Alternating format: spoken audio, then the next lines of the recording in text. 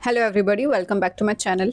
आप लोगों ने अभी तक तो अपना एनालिसिस कर लिया होगा और अभी आपको पता होगा कि आपका कैसा रिजल्ट रहने वाला है ना।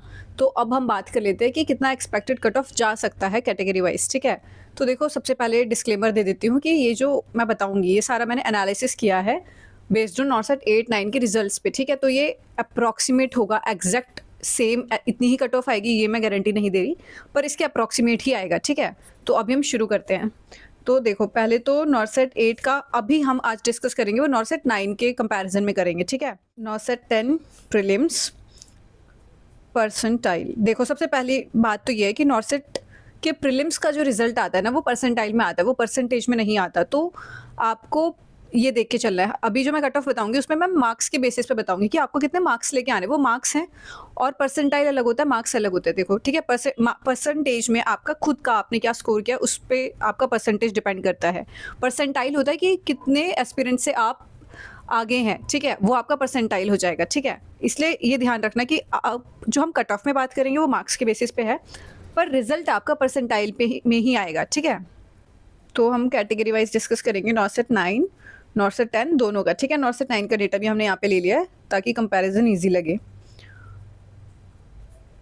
तो सबसे पहले आ जाएगा अनरिजर्व्ड कैटेगरी। उसमें नॉर्सेट 9 का हमारा कट ऑफ गया था, दैट इज 53.04। ठीक है, तो नॉर्सेट 10 में हम उसे लेके चलेंगे अप्रोक्स, क्योंकि एग्जाम मॉडरेट टू हार्ड था। तो अब हम उसे लेके चलेंगे अनरिजर्व्ड के कट ऑफ को हम लेके चलेंगे मार्क्स के बेसिस पे 55 to 60। अगर आपके इतने मार्क्स भी आ रहे हैं ना तो आपका प्रीलिम्स क्लियर हो जाएगा। और देखो प्रीलिम्स को हल्के में मत लेना, क्योंकि यहीं पे बहुत सारे कैंडिडेट्स आउट हो जाते हैं। ठीक है, तो अगर आप किसी भी कैटेगरी से बिलोंग करते हैं, आप अपना कोशिश इतना करना कि आपका हमेशा अनरिजर्व से ही क्लियर हो रहा है एग्जाम। ठीक है, फिर आ जाते हैं हम हमारे next category, that is OBC.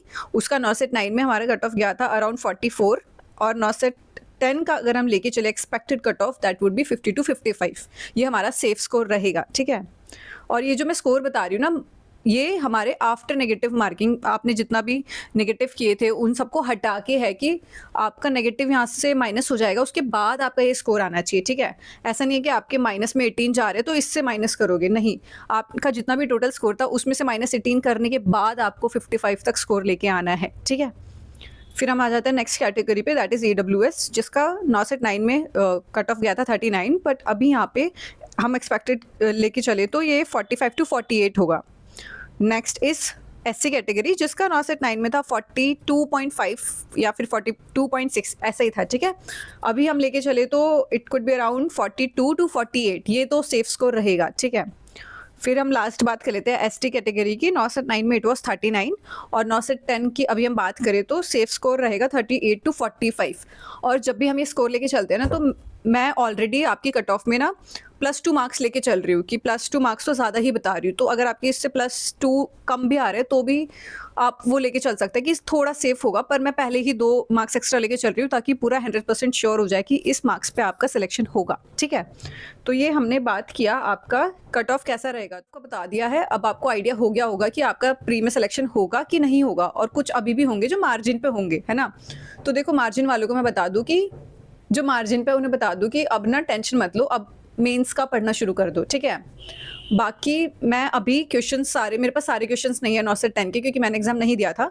तो मैं ऐसे क्वेश्चन सर्च कर रही थी टेलीग्राम चैनल्स पे, तो मुझे टेलीग्राम चैनल पे ना एक PDF मिला है जिसमें नॉर्सेट 10 के क्वेश्चंस दिए हुए थे और साथ ही क्लिपिंग्स थी। मिशन परिचारिका बुक जो मैंने पहले ही आपको बताया हुआ है ना, सजेस्ट किया है, उसके क्लिपिंग्स थे उसमें कि उनके थ्योरी से क्वेश्चंस निकल के आए हैं, फ्रेम हुए हैं ऐसा। तो वो PDF मैं एक बार आपको यहाँ पे दिखा देती हूँ। देखो इस PDF में आपको दिख रहा होगा कि इन्होंने क्वेश्चंस भी लिखा है, और साथ में इन्होंने अपना टेस्ट सीरीज का कटिंग्स लगाया है कि टेस्ट सीरीज से इनके क्वेश्चंस आए हैं, और साथ ही इन्होंने ना थ्योरी में भी क्वेश्चन मार्क करके लिखा हुआ है कि नॉर्सेट 10 मिशन परिचारिका। ठीक है, आप देख सकते हो। तो देखो मैंने तो एग्जाम दिया नहीं था, आप लोगों ने दिया था, तो आप लोग देख के बता सकते हैं कि ये क्वेश्चन मैच कर रहे हैं कि नहीं कर रहे हैं। और ये जो इन्होंने क्वेश्चन जो मेन पेज पे लिखे हैं ना, क्लिपिंग्स में नहीं, जो मेन पेज पे लिखे हैं वो क्वेश्चंस एग्जाम में आए थे कि नहीं। ठीक है, वो आप लोग चेक कर सकते हैं। मोस्टली तो मैंने देखा तो उसमें तो थे, क्योंकि मेरे को जितने क्वेश्चंस अभी तक मिले, मुझे सारे क्वेश्चंस नहीं मिले अभी तक, मुझे अराउंड 70 क्वेश्चंस मिले हैं, तो उसमें तो काफ़ी मैच कर रहे थे। बाकी आपको पता होगा क्योंकि आपने एग्जाम दिया है। ठीक है, आप चेक कर सकते हैं। ठीक है, और क्लिपिंग्स भी देखा जाए तो उन्होंने क्लिपिंग्स में भी दिया हुआ है, तो एग्जैक्ट डायरेक्ट तो सारे नहीं होते हैं, वो तो आपको कहीं से नहीं मिलेंगे, पर हाँ काफ़ी ज़्यादा है कि इसमें से फ्रेम हुए हैं, ठीक है, और चीज़ें डायरेक्टली आपको वन लाइनर्स में बुक में दी हुई थी, तो इसका बेनिफिट तो जिसने ये पढ़ाया है उसे मिला ही होगा, ठीक है, नो डाउट। तो ये क्लिपिंग है बाकी, और ये बुक इजी लैंग्वेज में भी है, और इसमें इससे मतलब कॉन्सेप्ट बहुत अच्छे से क्लियर हो जाते हैं ना, वन लाइनर वगैरह सब दिए हुए हैं, मैंने पहले भी बताया। तो देखो मेंस के लिए भी आप रेफर कर सकते हो, और अगर 11 का प्रिपेयर कर रहे हो फिर तो बेस्ट है कि आप शुरू से ही इसको रेफर करके चलना, ठीक है। टेस्ट सीरीज का भी इन्होंने दिया हुआ है, तो आप इनके जो फ्री टेस्ट होते हैं ना वो दे के देख सकते हैं। अगर आपको वैल्यूएबल कंटेंट लगता है तो आप उनकी टेस्ट सीरीज भी ज्वाइन कर सकते हैं, और साथ ही मैं ये पीडीएफ जो है ना ये अभी टेलीग्राम ग्रुप पे शेयर कर दूंगी, तो आप वहां से देख लेना, डाउनलोड कर लेना। और अब अपना टाइम बिल्कुल भी वेस्ट मत करो, अभी से अपना मेंस की तैयारी शुरू कर दो, ठीक है। All the best.